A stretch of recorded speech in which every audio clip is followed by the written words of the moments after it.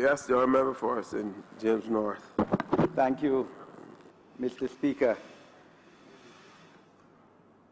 Neither the passage of these estimates nor the approval of this resolution that accompanies it will bring any short-term relief to the people of Barbados, or specifically to the people of St. James North, of whom I have the honour to be their parliamentary representative in this Parliament.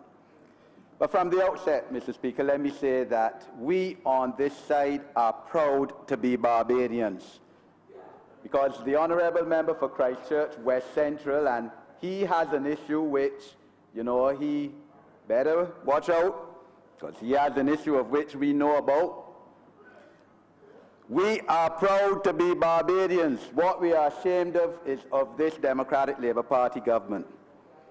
This government in January 2008 inherited an economy with a $2.7 billion foreign reserve basis, over 6 months in foreign reserves, an employment rate of 6.7%, a debt to GDP ratio of 60%, in an era where oil prices were 3 times what they are today, or what they have been generally under the DLP regime.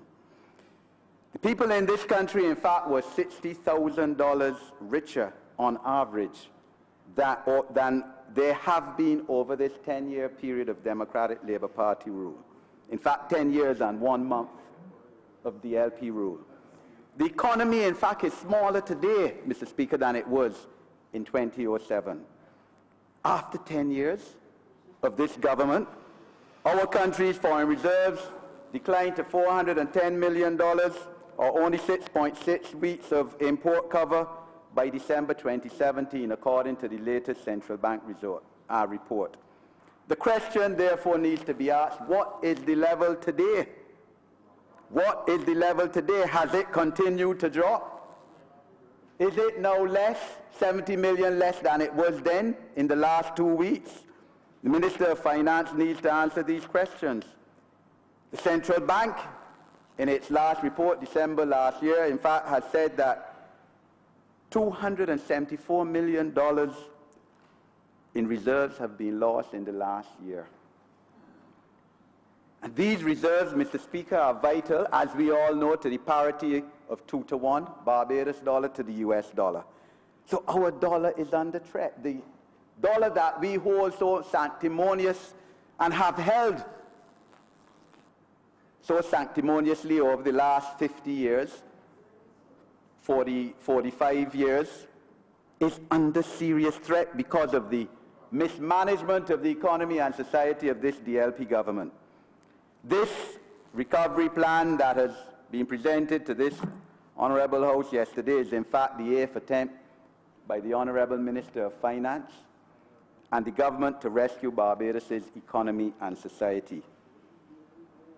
Since the Honourable Member for St. Michael North West was Minister of Finance 8 years ago, we've had on average 1 recovery plan per year. All 7 previously have failed. There's no reason to believe in heaven or earth that this 8th will succeed under the oversight of a failed Democratic Labour Party administration, the worst ever in the history of Barbados. The plan in its executive summary speaks to its broad vision as being a society that is economically and environmentally and socially sustainable with a return to investment grade. Lovely rhetoric, similar, as the Honourable Member for the City pointed out, to the DLP's rhetoric in their last manifesto. The reality, Mr. Speaker, is that we have had 22 successive economic downgrades since the year 2008 under this Democratic Labour Party government. Yet the Prime Minister, the Right Honourable Prime Minister, can say that the assessment of Barbados' credit rating by the international credit rating international agencies, which we in fact pay to do credit ratings of Barbados, should be cast in a garbage dump as rubbish. That's what the Right Honourable Prime Minister said. But yet, in this book, speaks the broad vision about being a return of Barbados to investment grade. Right now we're at triple C, lowest we have ever been. Where are we going? As the former Prime Minister, Sir Lloyd Sandiford, said, how did we get here? No right-thinking person has any confidence in the management of this economy under this government. After 121 months, 3,700 plus days in office. The Caribbean Development Bank, which would of course be very happy to praise a member state, a borrowing state of it, has this month said that this country's economy is the worst performing among its 19 borrowing countries. The worst performing of 19 borrowing countries. Caribbean Development Bank has said that. Yet the Right Honourable Prime Minister says that we can't downgrade Barbados or we can't downgrade Barbadians, but that is exactly what the Democratic Labour Party government has done. This economy is now predicted to grow only by 0.7% this year by the Caribbean Development Bank and by between 0.5% and 1% by our own central bank. Last year's prediction was in fact a growth of 1.8%, and we ended up still below 1%. On the other hand, Antigua's is predicted to grow by 7% this year. Grenada's grew by 4% last year. Guyana's grew by 5% last year. But yet, 12 of the last 13 years of Democratic Labour Party rule in this country, starting from 1991, has failed to see economic growth of over 1% per year. This Democratic Labour Party continues to blame a non-existent international recession for its incompetence. According, however, to The Economist, leading, of course, economic magazine, of December the 16th last year, page 14, and I make it a document to the House, sir, a synchronized global expansion taking in Europe, Asia, and the Americas has been underway, and that gross domestic product growth in the Eurozone is around 2.5%. Economic expansion in the United States of America, which of course, as we know, is one of our main trading partners, which of course began under President Obama, will this year become the second longest period ever of economic growth in the United States of America's history. There's no international economic recession, sir. That concluded long time ago. In view of the island's continued unsustainable debt-to-GDP ratio of 146%, Mr. Speaker, including borrowing from the central bank and from the National Insurance Scheme every month, the question must be asked, as the Honourable Leader of the Opposition has asked the Minister of Finance, how many Barbados dollars has the central bank printed to buy government debt to keep the government afloat? We need, as Barbadians and our constituents, need the answer to that question. How far is this government, through its incompetence and lack of care, willing to risk a devaluation of our dollar at the expedience of Democratic Labour Party paramountcy? That is the question that needs to be on our minds. Are you going to sacrifice our nation state of Barbados on the altar of DLP party paramountcy? How much money is the Democratic Labour Party now going to print to employ its party supporters and to dispense election giveaways between now and elections? Surely, as the Honourable Member for St. George South said earlier today, our permanent secretaries as chief financial officers of the ministries have to be vigilant, especially in this period of uncertainty, since they are ultimately accountable to the public of Barbados for the taxpayers' money. The primary problem in this country, Mr. Speaker, lest make no bones about it, is the lack of proper political leadership. We don't have any problems in this country that proper political leadership, which will be offered by the Honourable Member for St. Michael North East, cannot solve. There's no confidence in the Democratic Labour Party cabinet to preside over the successful implementation of any recovery plan. This document is similar to a doctoral thesis.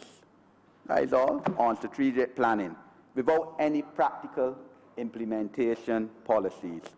It has no thorough cost analysis attached.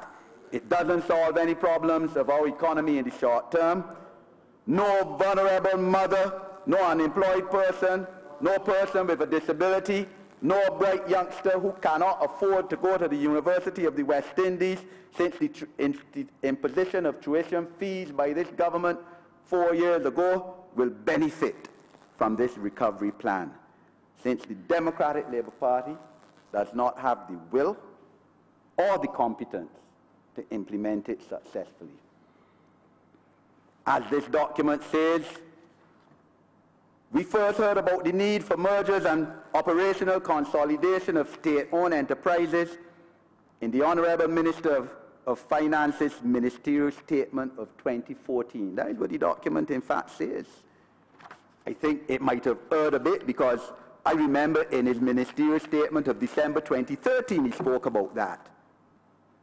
Over 4 years ago, we heard that this cabinet will be bringing to Parliament financial management and audit state-owned enterprises legislation, by whatever name called, and procurement legislation to deal with the financial affairs, the debt management of statutory corporations and of other government departments. No such reform has taken place. No such legislation has been brought to this Parliament. Every year, the Auditor General reports continues to highlight infelicities in the, but that's the word that was used in an Auditor General's report. Infelicities, that word was used in the management, financial management of statutory corporations. And infelicities. All right, okay, right, Honourable Prime Minister. But this is not an English class. The right Honourable Prime Minister would be better. But if he were to teach English, he would first have to teach about 4 of his cabinet ministers on that side who do not understand proper subject and verb. That is what he would have to do. The first people he would have to teach is 4 members at least on the government side. They know who they are. One looking at me right now. So the Democratic Labour Party mismanagement of these statutory corporations has been horrendous, as they continue to use these corporations as its milk cow, whether it is as a conduit for excessive legal fees like the $1.5 million paid to a certain chairman of a tribunal by the Barbados Water Authority when it couldn't deliver water to 5 parishes on a consistent basis, excessive legal fees paid by the SSA, which cannot up to now buy 1 single garbage truck. As the Honourable Member for St. George South said today, and the Honourable Leader of the Opposition, excessive legal fees paid by the IDC and by the Caves of Barbados, all to Democratic Labour Party insiders and their family and friends. There's been a failure by the Democratic Labour Party even to pay its debt of over $100,000 to the state-owned Caribbean Broadcasting Corporation. There's also been the employment by the Democratic Labour Party of ineffective consultants, just giving away taxpayers' money all the time. But you know, the Democratic Labour Party, it's true. I mean, they won't pay the debts to state-owned corporations. I mean, like if they own them, you know, party paramountcy, but they won't pay the personal debts neither. And the Honourable Member for St. Michael Central, who has got in here within recent times and pontificated about opposition members should not be paid and that the lazy and slothful and they shouldn't get any money.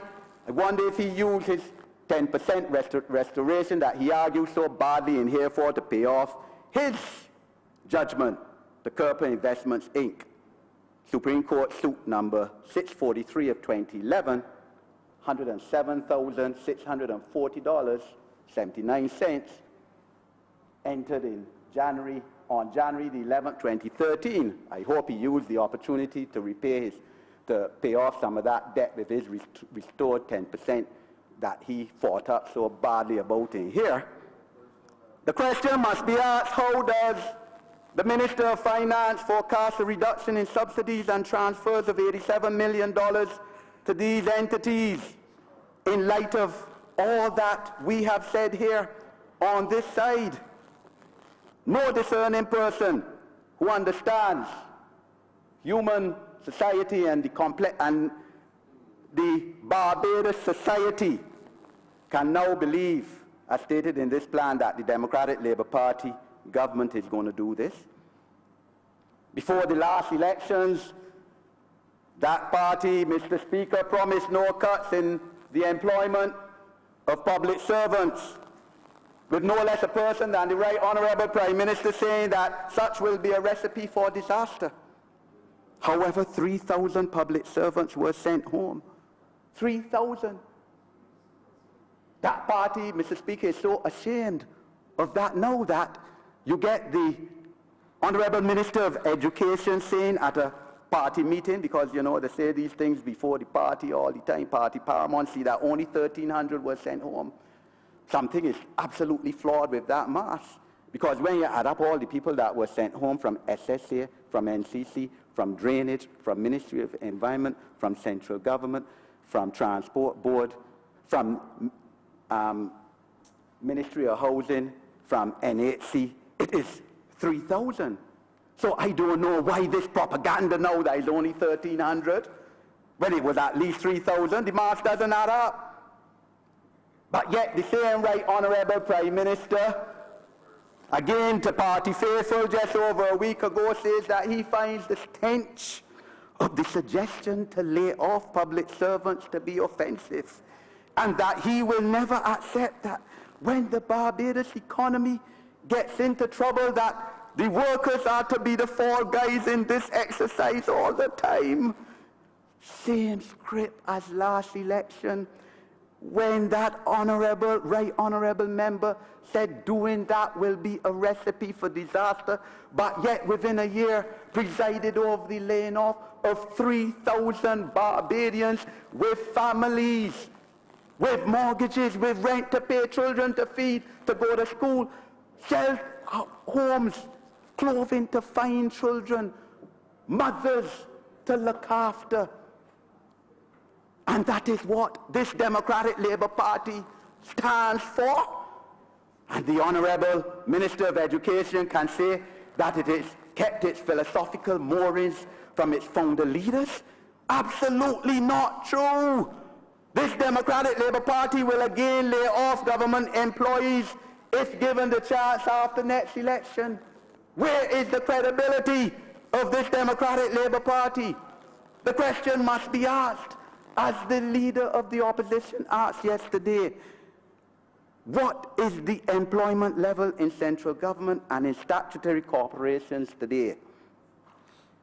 This government, Mr. Speaker, has enacted 40 new taxes or increasing taxes since coming into office. The NSRL, municipal solid waste tax, tax on cell phones, increased land tax, a municipal solid waste tax, easily the most horrendous and horrific tax on the people of Barbados, bar maybe the NSRL, increased from 2% to 10% last year. A foreign exchange tax, endless taxes, $25 billion raised in 3,700 days of office by this government. In addition, poor Barbadians made to pay its tuition fees at the University of the West Indies, an act which, in my opinion, ought to have been made a criminal offence, for the simple reason that it stopped poor working class Barbadians in my constituency and in wider Barbados from going to the university or from dropping out of the university. Up to today, I called a young lady, today's her birthday, to find out she had dropped out of university because of the imposition of tuition fees, couldn't pay. But that isn't all, Mr. Speaker. This Democratic Labour Party, having raised more money in taxes than any other previous government, 25 billion, still reduced the reverse tax credit, cut it in half, to stop poor Barbadians being able to live a profitable life, a meaningful life. They effectively removed all the tax allowances and incentives, which previously facilitated spending by middle and upper income Barbadians, income earners, which then trickled down into the economy, and they could employ people, more people, or people, income tax allowances and incentives taken away, so they stopped employing people. All of that has contributed to the economic and financial malaise of Barbadians. In addition, this government failed to pay taxpayers and companies their income and corporation tax refunds. Some people owed income and some companies owed corporation tax for over 3 years. The refunds.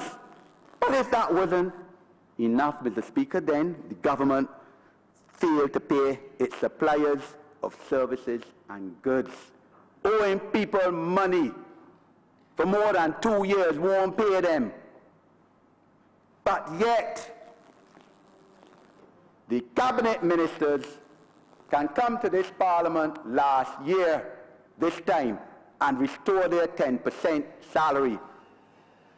$180,000 a month, plus all kind of allowances and entertainment and travel and all of that, plus $200 US every time they travel per diem and don't spend.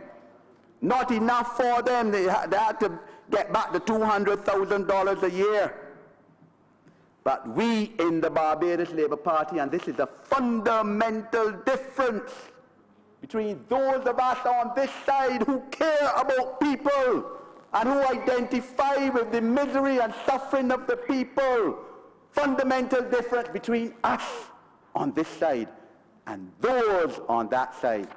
Because as the Honourable Member for St. George South said earlier today and made a document of the House, since the restoration of the 10% retroactively for 10 months to be signed to April 2016, order signed by the Honourable Minister of Finance, only brought to Parliament last year, March, $90,000 has been paid by the 12 members of the opposition to all credible non-profit organizations, all credible, Salvation Army, world-renowned, Diabetes Association, looking after a major chronic illness in Barbados, Alzheimer's, growing problem in Barbados, Cancer Society, same thing, major chronic challenge in Barbados, Association for the Blind and Deaf, near and dear to my heart all the time, from the time I was a little boy. The Chandler Creative Arts and Training Center, again dear to my heart. Children with learning disabilities, Eden Lodge Youth Charitable Trust, credible local organization, HIV/AIDS Food Bank, and the Barbados Vagrants Homeless Society, $90,000 of our restored 10%. We ain't want that, not when the public servants of Barbados have not got a salary increase for 9 years and 3,000 plus people gone home. But members, honourable members, taking back an additional $20,000, and you know, because 180,000 plus can look after them. The fundamental difference between us and them. This cabinet has presided, in addition, over the decline of this country's infrastructure, such that the South Coast sewerage system, garbage collection, public transportation system are all in crisis, with a road network system in serious state of disrepair and inability, as we said, to deliver water services to residents in the north for 18 months between 2015 and 2016, but people being still charged the increased water bill of 60% imposed by this government. The question must be asked, as the Honourable Leader of the Opposition asked yesterday, and it ought to be answered: how does the Minister of Finance intend to create the fiscal room necessary to pay for the renewal of this country's crumbling infrastructure that is negatively affecting our country? This administration has placed its self-interest and that of their friends and cronies above the interests of the people of Barbados. Nowhere is the uncaring nature of this Democratic Labour Party administration more clearly defined than in the attitude of the Honourable Minister of Education. He has failed miserably to deal with the increasing school children violence, after promising in this Parliament over a year ago to establish a committee to examine its source. Nothing done.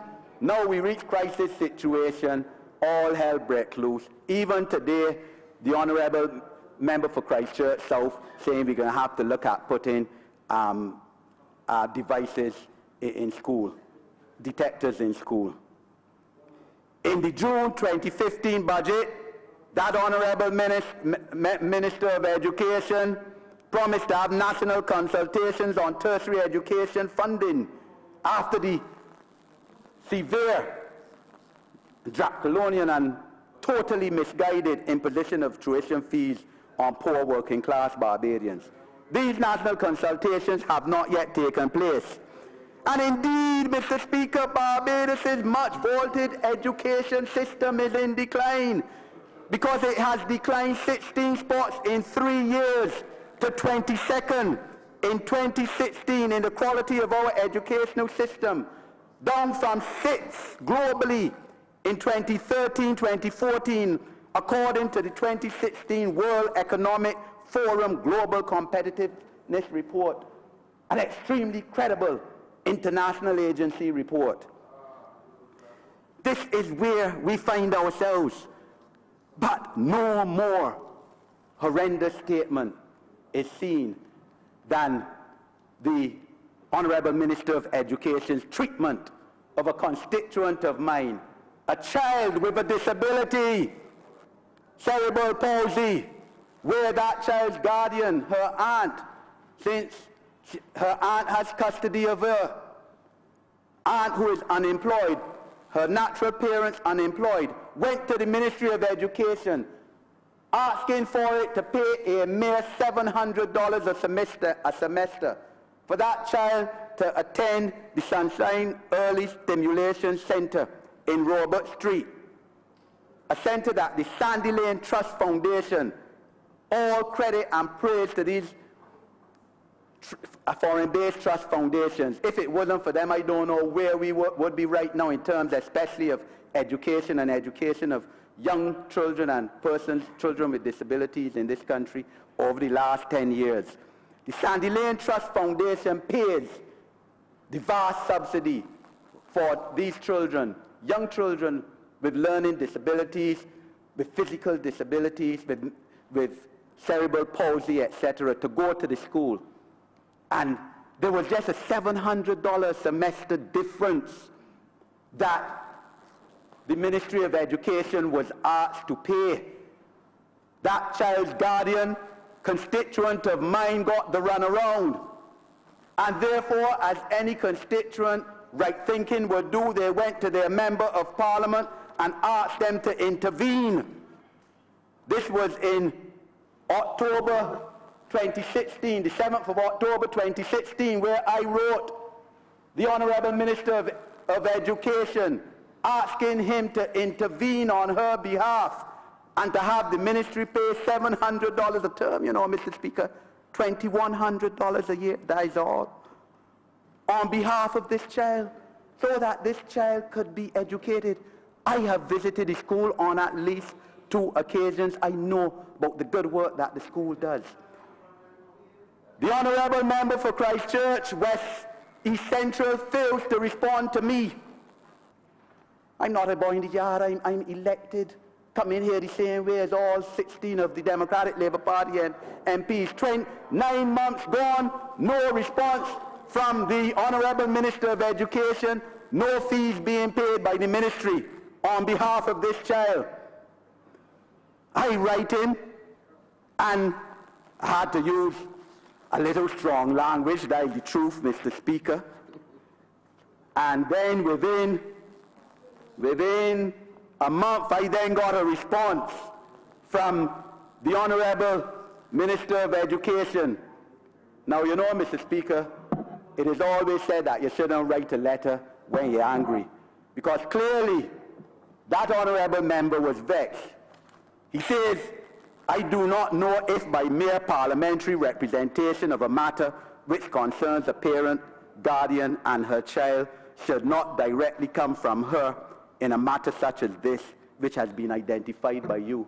Now, the Right Honourable Prime Minister, as good at English as he is, English grammar, would be the first to tell the honourable member, his Minister of Education, that that does not make any grammatical sense in the English language. Not even would it make in Latin or Greek.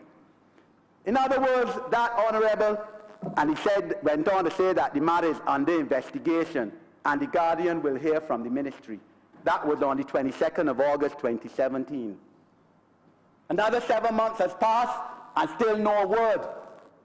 But the point is that that honourable member, Minister of Education, given the mandate for the last 121 months, longer than any other Minister of Education in this country, to oversee the education of young people in this country, could write to another honourable member telling him he ain't got no business representing a child 7 years old with a disability, cerebral palsy, whose guardian is not working, who has no parents to look after her.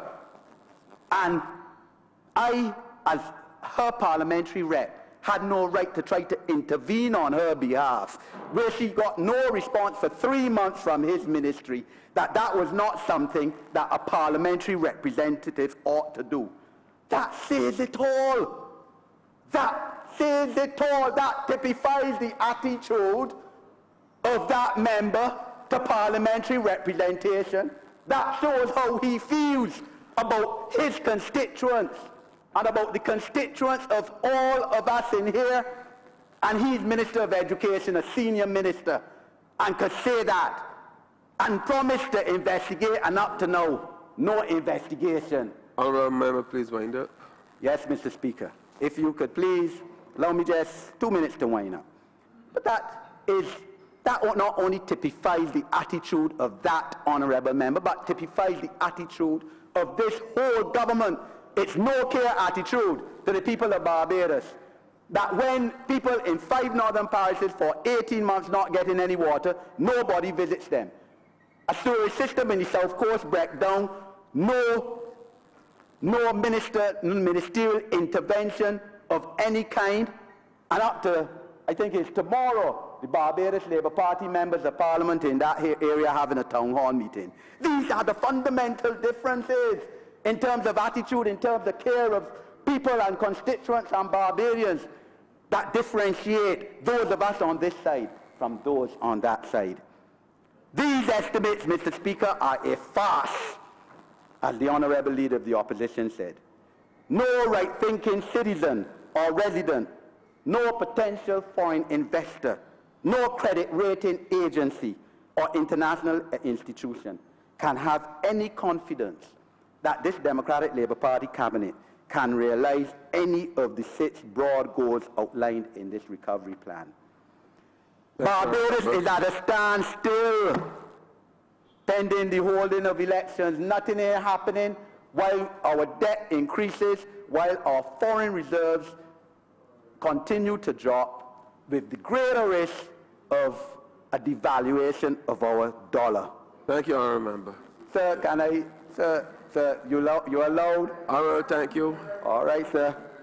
As you please, sir. You had given, I thought, with respect, sir, you had given other members on that talk until you feel like stopping. No, just one more sentence. One more sentence, sir. One more sentence, sir. Wrapping up. Barbados is at a standstill, pending the holding of elections.